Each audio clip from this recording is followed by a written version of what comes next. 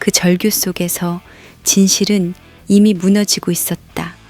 고문관들은 원하는 대로 이름들을 받아 적었고 허위와 거짓이 교차하는 시궁창 속에서 소북파 인사들의 운명이 갈기갈기 찢겨나갔다. 궁중소문을 접한 소북파 거두 박동량은 이대로 둘 수 없었다. 선조의 유명을 따르며 충의를 다해온 그가 보기에도 이 옥사는 너무나 잔혹하고 불확실했다. 그는 황급히 붓을 들고 상소를 올렸다. 폐하 김직재와 김백한 부자의 자백은 고문으로 강요된 것일 뿐입니다. 진실이 불명확한 상태에서 이들을 죽이신다면 이는 조정의 균열을 초래할 것이며 백성들의 불안을 가중시킬 것입니다. 부디 신중을 기해 주시옵소서. 그러나 이 상소는 차가운 바람 속에 녹아 사라졌다. 광해군은 이를 단번에 내쳤고 대북파의 정인홍은 비웃음으로 응수했다. 박동량. 그는 이미 소북파의 손을 잡은 자이니 그 말 역시 거짓일 뿐이다. 그런 자도 처리 대상에 불과해. 드디어 진릉군 태경마저 체포되었다. 궁정 안에서 키운 학식과 온화한 성정은 이제 그를 지켜주지 못했다. 그는 울분을 토해내며 소리쳤다. 나는 왕위를 탐한 적이 없다. 누군가 내 이름을 음모에 끌어들였을 뿐이다. 하지만 광해군은 그 말을 듣고도 얼굴빛 하나 변하지 않았다. 이미 판결은 내려져 있었다. 그에게 진릉군은 단순한 인물이 아니라 과거 자신이 부정당했던 기억을 되살리는 상징이었으니 왕은 낮은 음성으로 명령을 내렸다. 진릉군을 처형하라. 그의 존재가 남아있는 한 나의 왕권에는 끝없는 그림자가 드리울 것이다. 처형대가 마련되었고 날선 칼날들이 아침 햇빛에 반사됐다. 김직재와 김백함, 황보신과 그 일가, 그리고 박동량을 비롯한 소북파의 중심 인물들이 하나둘 목숨을 잃어갔다. 그 수가 100명을 넘었을 때 조정은 이미 핏빛으로 물들어 있었다. 광해군은 멀찍이서 이를 지켜보았다. 바람은 계단을 타고 올라와 왕의 곁을 스치고 처절한 비명은 멀리 희미하게 번졌다. 그는 속으로 중얼거렸다. 너희는 나를 무시했고 배척했다. 하지만 이제 나를 부정하는 목소리는 사라졌다. 오직 나만이 이 자리를 지배하리라. 그러나 그 말을 중얼며도 마음 한편은 얼어붙은 듯했다. 죽은 자들의 눈빛이 머릿속을 맴돌았고 가슴 속 상처를 복수로 씻어내려 했던 그 과정이 참혹한 궤적을 남겼다. 숙청 이후 조정은 불길한 정적에 휩싸였다. 대북파는 왕권 강화를 명분으로 소북파를 완전히 제거했지만 모두가 알고 있었다. 이 비정한 숙청은 광해군의 오래된 상처 그리고 복수심에서 비롯된 것임을. 밤하늘 아래 궁궐 마루에 홀로 앉은 광해군은 촛불을 바라보았다. 그 불빛이 흔들릴 때마다 그는 자신이 정말 승리했는지 의심했다. 분명 그는 이겼다. 하지만 이 승리 뒤에 찾아온 것은 깊은 고독과 불안이었다. 내가 이겼다. 그러나 왜 이 승리가 이렇게 고독한가? 그의 목소리가 어둠 속에 새우며 들었다. 바람은 대답하지 않았고 그저 싸늘한 냉기를 남겼다. 그날 이후로도 왕좌 위에 앉은 광해군은 수시로 뒤를 돌아보며 조정의 균열을 감지했고 달빛 아래 비틀거리는 자신의 권력을 의심하곤 했다. 진실을 피로 덧칠한 복수는 잠시 그의 왕권을 굳혔으나 동시에 그를 외로운 절벽 위로 밀어 올린 것임을 시간은 서서히 증명해가고 있었다. 이리하여 광해군의 복수와 왕권 강화는 잔혹한 그림자를 조선의 역사 한 구석에 들이우게 되었다. 피로 세워진 권력은 한동안 안정적일 수 있으나 그 기저에는 억눌린 비명과 무거운 침묵이 깔려 있었다. 그리고 그 침묵 속에서 왕은 홀로 살아남아 자기 고독을 맞이해야 했다. 한양의 겨울밤. 찬바람이 북문을 핥히고 지나가자 창문 틈 사이로 매서운 기운이 비집고 들어왔다. 왕의 침전 안도 예외는 아니었다. 침전 한가운데에 홀로 앉아있던 광해군은 턱끝을 손에 괜 채 붉게 충혈된 눈으로 허공을 바라보고 있었다. 최근 이어진 숙청으로 조정은 피로 물들었고 소북파의 잔당들은 뿔뿔이 흩어져 목숨을 건졌다. 왕권은 굳건해진 듯 보였다. 그러나 광해군의 마음 깊은 곳에는 말로 형언하기 힘든 불안이 소용돌이치고 있었다. 아직 끝나지 않았다. 틈만 생기면 다시 나를 몰아내려 할 것이다. 그의 머릿속에는 과거 세자 시절부터 겪어야 했던 모욕과 배척, 의심과 서름이 떠오르곤 했다. 비틀린 복수심이 이미 그의 가슴 속의 아귀처럼 둥지를 튼 뒤였다. 그는 어느새 왕좌 옆에 세워둔 칼을 집어들었다. 하얀 칼집에서 서걱이는 소리와 함께 날이 드러났다. 불안과 광기가 서린 눈동자가 칼날 위에 고스란히 비쳤다. 자기 자신을 비추는 섬뜩한 반사광을 가만히 바라보던 왕은 마치 최면에 걸린 듯 중얼거렸다. 결국 이 칼이 나를, 내가 이 칼을 지킬 것이로다. 손끝에 전해지는 차가운 금속의 감촉은 생생했다. 그것은 단지 무기가 아니라 광해군에게 과거를 도려내고 미래를 지키기 위한 마지막 수단이었다. 그동안 내렸던 반역 죄목과 숙청의 명분이 진실인지 거짓인지가 중요한 게 아니었다. 이미 그런 것을 따지는 건 허망한 일이 되었다. 중요한 것은 왕의 자리였고 오로지 이 칼을 휘둘러야만 그 자리를 보존할 수 있다고 믿었다. 바로 그때 밖에서 문지기가 들뜬 목소리로 알렸다. 폐하, 대북파 대감들이 곧 도착할 것입니다. 광해군은 조용히 고개를 끄덕였다. 잠시 후 무겁고 장중한 발소리를 내며 정인홍과 이이첨 그리고 대북파 핵심 신하들이 침전으로 들어섰다. 그들은 하나같이 각자 속내를 감춘 표정으로, 그러나 은근한 기대와 흥분을 띤 눈빛으로 왕을 맞았다. 이들은 이미 숙청을 통해 막강한 권세를 누리고 있었으나 광해군의 어두운 기색이 쉽사리 가시지 않음을 느끼고 있었다. 폐하, 정인홍이 먼저 입을 열었다. 이번 숙청으로 소북파는 사실상 뿌리가 잘렸습니다.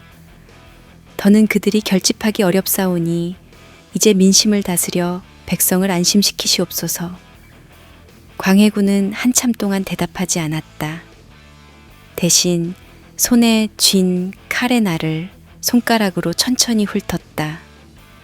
이미 쥐어본 칼이었건만 오늘따라 그 칼이 주는 냉기가 그의 손가락을 더 서늘하게 마비시키는 듯 했다. 그대들은 정말 이게 끝이라 보는가? 그의 목소리는 낮고 새우산했다. 대북파 신하들이 서로의 얼굴을 힐끔거렸다. 광해군은 숨을 길게 몰아쉰 뒤 계속했다. 한번 내게 칼을 겨눈 자들이라면 다시 칼을 들지 않을 거라 어찌 확신하는가. 쥐도 구석에 몰리면 고양이를 문다 했거늘. 이이첨이 부드러운 어조로 왕을 달랬다. 폐하, 소북파의 남은 자들이 있더라도 힘을 모으기엔 한계가 있을 것입니다. 이미 핵심 인사들은 옥중에서 생을 다했고 반역과 역모의 불씨는 꺾였습니다. 그러나 광해군은 불안한 눈길로 허공을 꿰뚫어 보았다. 그의 시야엔 이미 존재하지도 않을 반역자들의 그림자가 아른거렸다. 내가 이 자리에 오르기까지 겪었던 수모와 멸시를 그대들은 아는가? 지금도 잔당들이 어딘가 숨어 있다면 기회를 노릴 것이다. 이첨과 정인홍이 잠시 시선을 주고받았다. 그들은 광해군의 불안과 분노가 이미 상식을 넘어서고 있다는 것을 감지했다. 다만 지금 이 왕의 편에 서서 그의 광기를 활용하는 것이 자신들에게도 이익이 된다는 사실을 알고 있었다. 오히려 이 격양된 분위기는 대북파가 정적을 더 철저히 제거할 기회이기도 했다. 정인홍이 살짝 몸을 낮추고 답했다. 폐하께서 우려하시는 바를 잘 알겠습니다. 만일을 대비하여 소북파나 서인의 잔재가 움직일 틈조차 주지 않도록 더욱 철저하게 정리하겠습니다. 그러자 광해군의 눈가에 기괴한 미소가 스쳤다. 마치 두려움과 분노, 그리고 쾌감이 뒤섞인 표정처럼 보였다.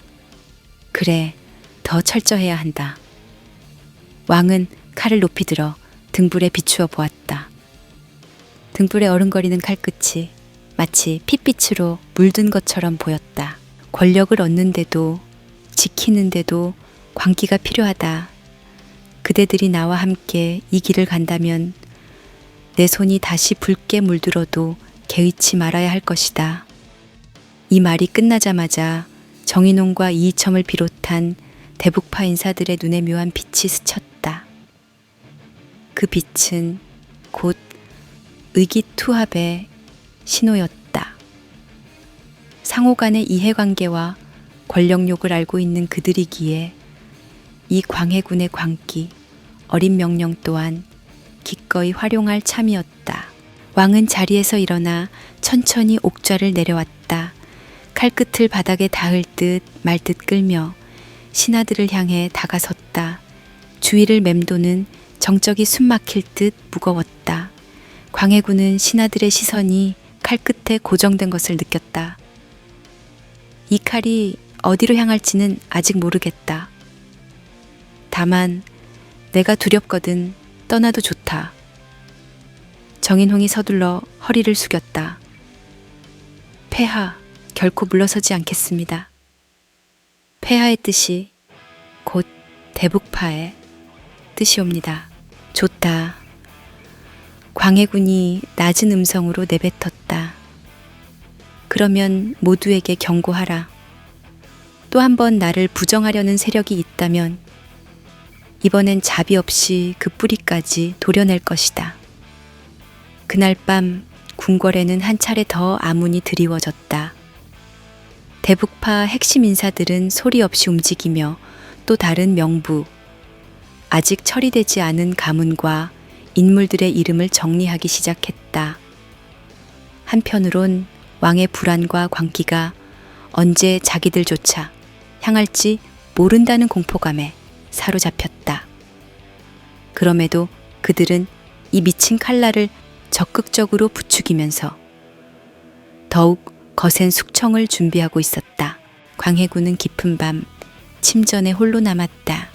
칼을 칼집에 다시 꽂아놓고서도 손끝이 떨렸다. 이유 모를 공포가 그를 잠식했다. 내일도 모레도 더 많은 피를 봐야만 비로소 안도할 수 있을 것 같았다.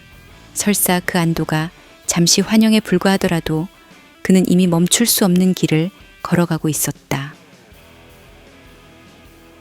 왕의 자리를 지키는 것이 이토록 외롭고 처절한 것이었던가.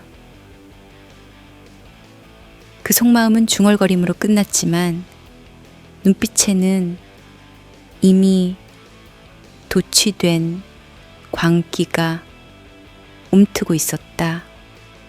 마치 더 큰 파멸을 재촉하듯 불안과 분노가 뒤섞인 회오리 바람이 그의 마음을 삼키고 있었다. 조정의 심장부에서 퍼져나가는 이 광기의 기운은 곧 또 다른 파국을 예고했다. 산산조각난 민심과 벌벌 떠는 신하들, 그 가운데서 홀로 칼을 쥔 왕이 서 있었다. 나는 결코 내 자리를 빼앗기지 않는다. 광해군의 눈동자에 다시 한번 차가운 불꽃이 튀었다. 그리고 그 불꽃 속에는 이미 어쩔 수 없는 선택이 아닌 스스로 택한 광기의 길이 번들거리고 있었다. 그리하여 광해군의 칼이 다시 뽑히면서 조정에는 한층 더 짙은 피바람이 감돌기 시작했다. 권력이란 결국 억압과 위협이라는 불안정한 탑 위에 서 있으며 왕이 된 자는 스스로 피를 묻혀야만 그 탑 꼭대기를 지킬 수 있었다. 광해군은 그 사실을 누구보다 처절히 깨닫고 있었고 그가 부여잡은 칼끝은 점차 모든 것을 파괴해 나갈 듯 섬뜩하게 번뜩이고 있었다.